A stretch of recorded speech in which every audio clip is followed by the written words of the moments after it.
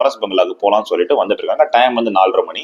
இவங்க வர ஜீப் போயிட்டு இருந்தோன்னே அந்த இடத்துல அந்த வெள்ளைக்காரன், அதாவது அமெரிக்கன் வந்து அந்த ஜீப் எதுன்னு சொல்லிட்டு ஒரு புல் எலிஃபென்ட்டை பார்க்கறான்.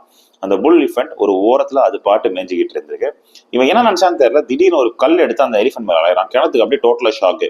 ஃபர்ஸ்ட் கல் எறியறான், அந்த அந்த யானை மேல படல. 2வது கல் வந்து அந்த யானை எங்க மேய்ஞ்சிட்டு இருக்கோ அது மேல ஒரு மரம் இருந்திருக்கு, அது மேல பட்டு திருப்பி அந்த யானை முதுகுல பட்டுச்சு. அந்த யானை திருப்பி ரியாக்ட் பண்ணல. 3வது வந்து ட்ரக்ல பட்டுச்சு.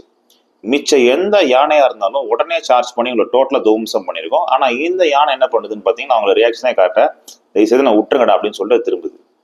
கிணத்துக்கு அது ரொம்ப ரொம்ப ஸ்ட்ரேஞ்சா பட்டுச்சு. இவன் என்ன பண்றான், அந்த யானை வந்து எதுவுமே ரியாக்ட் பண்ணலன்னு சொல்லிட்டு நான் கிட்ட போய் அந்த யானையை வந்து என்னன்னு பார்த்துட்டு வரேன்னு சொல்லிட்டு அந்த வண்டியை விட்டு இறங்குறான். மீதி இருக்கிறவங்கன்னா அவனை ஃபோர்ஸ் பண்ணி பிடிச்சி தூக்கி உள்ள வைக்கிறாங்க. எடுத்துட்டு போறாங்க. கிணத்துக்கு ஒரு கியூரியாசிட்டி, ஏன் அந்த யானை வந்து எதுவுமே பண்ணல. கிணத்து வந்து அந்த யானையை கம்ப்ளீட்டா அப்சர்வ் பண்ணி பாக்குறாரு. அது எந்த பிரச்சனையும் எதுவுமே இல்லை. He seems to be really nice and healthy. But என்ன காரணம் ஒன்றும் புரியல. ஸோ இவங்கெல்லாம் போயிட்டு நைட் டின்னர் சாப்பிடும்போது பேசிட்டு இருக்காங்க இதை பத்தி. அப்ப அவன் வந்து ரொம்ப திமிரா சொல்றான், அவங்க யானைகள்லாம் எங்க ஊர் பைசனோட ரொம்ப சாதாரணம், பயங்கரமான கோழைகள் அப்படின்றான். கிணத்து சிரிக்கிறாரு. சரின்னு சொல்லிட்டு கிணத்துக்கு ஒரு கியூரியாசிட்டி, என்னதான் போய் பாக்குறோம்னு சொல்லிட்டு